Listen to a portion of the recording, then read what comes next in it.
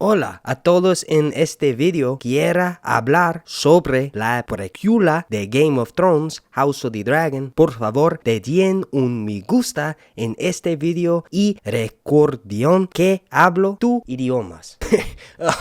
Oh man, I know I butchered that. What's up everyone? In this video we are talking about it. It's here. It is finally here. Not only is Sir Hunt's making a somewhat return to YouTube after a bit of a month hiatus, but House of the Dragon is in filming season. It has begun. It took us a while into April to figure it out. We all kind of knew that it was starting somewhat near where the major filming locations used to be, but also we got to remember that they're working directly with the Warner Brothers studio.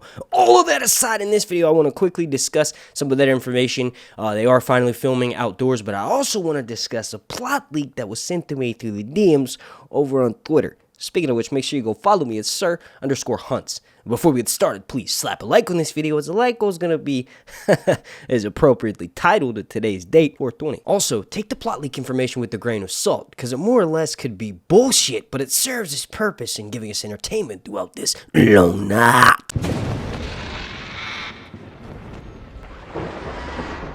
Now, jumping right into things, this information comes to us from CornwallLive.com, or at least that's what the link that I shared on Twitter, and that's what was sent to me through the DMs. Speaking of which, make sure you go follow me at Sir_Hunts. But the article goes on to state that in Cornwall, locals today spotted lorries bearing the Warner Brother logo at Penhale Camp near Hollywell in Newquay. And for those unfamiliar, what's I guess being like nicknamed, basically some trucks with a WB logo were seen. The spotter said, through the eye of the lens, exciting to see what film this will be. A Warner Brothers logo can be seen. And at Penhale, lorries with Warner Brothers set lighting and rigging were seen, as well as several other vehicles, including tractors and small off-roaders. So basically, we're starting to see production equipment being brought to the site, which is extremely fucking exciting, because that means one thing. The next, after the set's being built, which I'm going to talk about here in a second, would you actually have this is the first time in like 2 years, sorry, I might actually bust a tear out in this motherfucking video, but we actually have a set picture of the sets being built. But basically, when you have lighting rigs and all that stuff being brought up there, that means they're going to begin filming shortly, within the next, I'd say, month or so. But we also have, jumping ahead a bit, we also have an image, what appears to be according to the article, a Game of Thrones-y type of archway. Now, there isn't much to go with it aside from the WB stuff, and there were some people that were saying that it could be sort of like a Harry Potter thing, but we just know that with the information being out for a while now, Casey Bloys, the programming director at HBO, saying they're going to be starting filming in April. It's been a few weeks since the reported date, which was supposedly April 5th. Looks like this could be a strong contender for the start of the Game of Thrones prequel series that's going to be called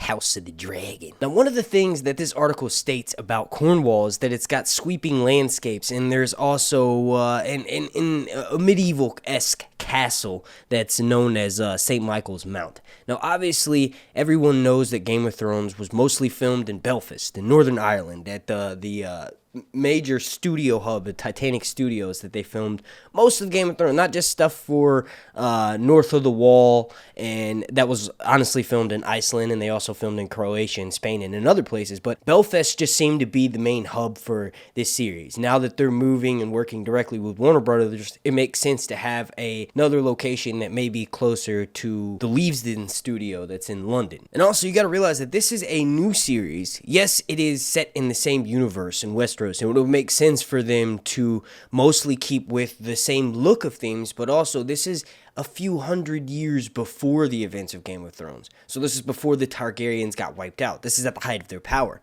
There are locations that are in ruins in the main series that we're going to see in their prime, mainly Dragonstone. That's what I'm super fucking excited about. Now, do I think this St. Michael's Mount place is going to be the new filming location for Dragonstone? Well, no.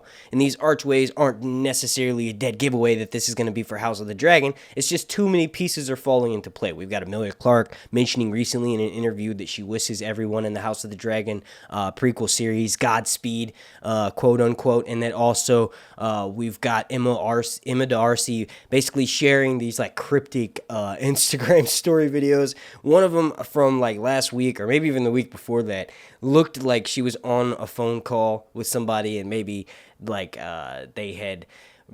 maybe it was her accepting the role or so. They're finding out she got the role. I don't know. There's something going on there. Also, she's really artsy, so they could just be like shit that, that she just felt like sharing that moved her. So who knows? But when you combine, Emilia Clarke sort of mentioning that we had April, the start date filming. We've got like the other two films that this could potentially be, like Fantastic Beasts or Stay. It just doesn't make sense. That doesn't really fit the theme of it. This archway and this image that I'm showing you right here just makes sense that it is House of the Dragon officially beginning filming. And then to wrap this video up, I'm just going to go ahead and mention in episode 1 and in episode 2 plot leak, but it's more like a plot like summary. There's different scenes that are mentioned throughout the episode. It's not like a scene by scene type of thing.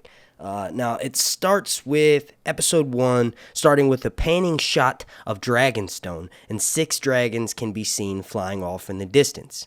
A horn can be heard, and then the scenes merge with a dragon rider arriving atop the Red Keep, and it's revealed to be Prince Daemon on the back of Caraxes, who's a bright red dragon. And the next scene is said to be Daemon walking through the throne room, and we are introduced to the Greens. Aegon II makes a joke about Daemon looking old and poor, and the prince informs Aegon II that if he left the shadow of his mother every once in a while, maybe one day he wouldn't look like a babe at her teat. Viserys quotes them, and Viserys, the king, Prince Daemon's brother, calms them down, and we are then introduced to Alicent, Aegon II's mother, who then smirks at Daemon. And then it continues on with the next scene is up north. The landscape is similar to that of Season 1. Everything is lush and green and new. Winterfell is in its prime. We are shown the Great Hall, where a feast is being held in honor of Lord Clegane Stark, Warden of the North, coming into his power. The scene ends when Lord Clegane's uncle Bernard informs him that he is not ready for power, and that the North is larger than any other kingdom, and the responsibility is for that of a man, not a boy. The scene ends with Clegane leaving Winterfell to call his banners for a war against his uncle, who was refusing to release his grip on the North. Now, we haven't actually gotten a casting for Clegane, and he's known as the Old Man of the North. It's kind of an iconic and ironic nickname that he's given because he's actually kind of young during the events of the Dance of Dragons, but what happens ages him and makes him look a lot older than he actually is. Now, the main reason why I wanted to point this out is because I think that there will be a northern plot. There sort of has to be. We will have that callbacks and that homage.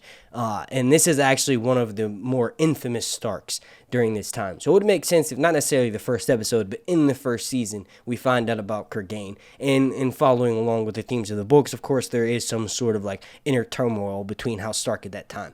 I've also seen, and this is like a side note, I've also seen a bunch of people asking online about White Walkers and stuff like that, and if we're going to have like some sort of Night King plot in this new series. Well, not necessarily be a main plot like in the original series, but I definitely think that there's going to be mention of White Walkers because the Wall is in existence, and obviously there will be a purpose for the Night's Watch. So I wouldn't be surprised if we get maybe something similar to like what happens in Fire and Blood, where Alicent flies her dragon north of the Wall, and her dragon's kind of like, nah, we ain't going over there, bitch, you need to calm the fuck down. I wouldn't be surprised if we have something like that when Jace, one of Rhaenyra's children, flies up north and sort of tries to bring the Starks into the fold. I wouldn't be surprised if we have something like that. Maybe he tries to venture north of the Wall, or he gets some sort of weird signaling from his dragon.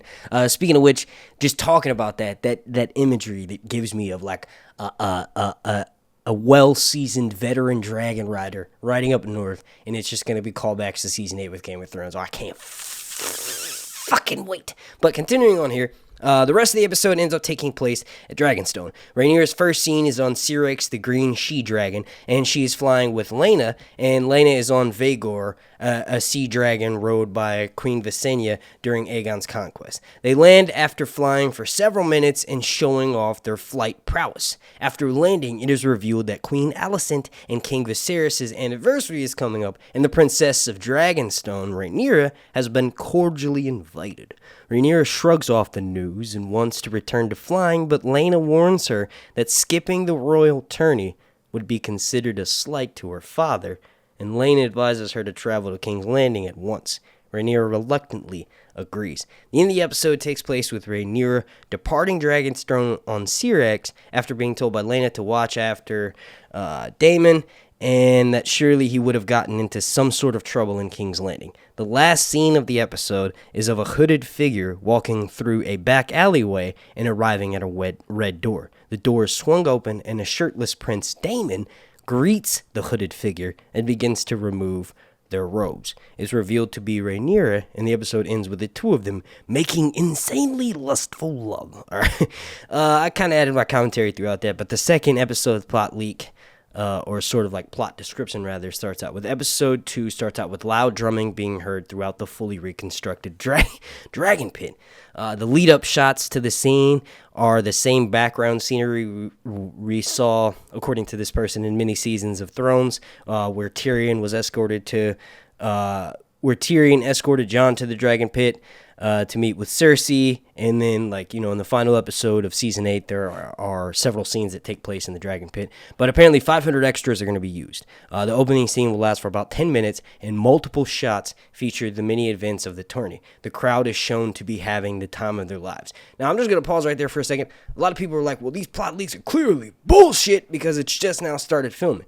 Well, obviously, all of that stuff is written before they actually start filming. The script is one of the first things written in, the visualizations and the script notes and the director's notes and the writer's notes. All that shit is created long before they actually start building and constructing the sets, and more importantly, wheeling production equipment up there. So there is some sort of validity to this. I think it's mostly just horseshit, but I think it's pretty entertaining. Continuing on here. The opening scene lasts for 10 minutes, multiple shots of the main events of the tourney. The crowd is shown to be having the time of their lives. And at this time, the kingdom is the most prosperous it's ever been, thanks to the old king, and Viserys, who will be played by Paddy Considine in this new series, was known as a bit of a partier. So this scene will mainly show how extremely extravagant the parties that Viserys threw were. And it kind of, this will sort of lead into the main plot of how, Daemon feels as though he should have been the one to take the crown after their grandfather. I mean, he was given Dark Sister by the old King Jaehaerys himself. There's going to be some inter-family turmoil. I think we're going to see the Targaryens. We're going to see the asshole versions of them with Aegon II, and then, Alicent's children and stuff. And that's going to be a callback to the Lannisters, obviously, in the earlier seasons. But then we're mostly going to see how the Targaryens are actually kind of like the Starks. There's certain Targaryens that have Stark-like qualities, and we all know that the Starks are sort of the most admirable of the series. But the tourney ends with Daemon flying in on Caraxes, and before the dragon lands, Daemon leaps from the dragon and lands at his brother's feet. The crowd erupts into a frenzy of cheers and laughter. Prince Daemon then removes his crown and kneels, announcing that he has conquered the Stepstones in the name of his brother, the king. Viserys stands and declares that the Seven Kingdoms has never known a greater night. The scene ends with King Viserys and every major character eating. This is the first and only time the Greens versus the Blacks are in the same scene all at once. Otto Hightower handed the king, which I'm assuming the reason why the person said that in their notes is because there's sort of a scene in the first episode where Robert Baratheon arrives in Winterfell, and of course he's the king, and we have, every single character all in one scene, and then obviously before that happens, before anything remotely close to that happens again, they're all dead. So that's an important sort of callback. It's like this scene that will happen in maybe the first couple of episodes, and I'm sure even if it doesn't go like how this leak is saying, I'm sure it will happen. There will be a scene like that where we all have all the characters at once, and the next time where we have a lot of them in the same scene, most of the characters that were in that original scene will be dead. Now, just to sort of speed this up a little bit, there's some mention of how there's a conflict between Sir Otto Hightower and Alicent, and how Alicent is sort of being coerced, very reminiscent of Cersei and Tywin, and I think there will be a lot of heavy callbacks in this series, but I think they're going to try to stay away from it at the beginning and just sort of ease us into it, because remember, this is a Game of Thrones prequel series, and it has to bask in the glory that is the original, but it also has to sort of strive to create its own, entity and its own being, because obviously it wants to potentially surpass Game of Thrones, and it has the ability to do that because ultimately this story has been finished. Alright, and I already said everything that I needed you guys to do at the beginning of this video, so I want to thank you all so much for watching. My name is Mark, and this has been Sir Hunt's Reviews. Long night. I can do better than that. Long night.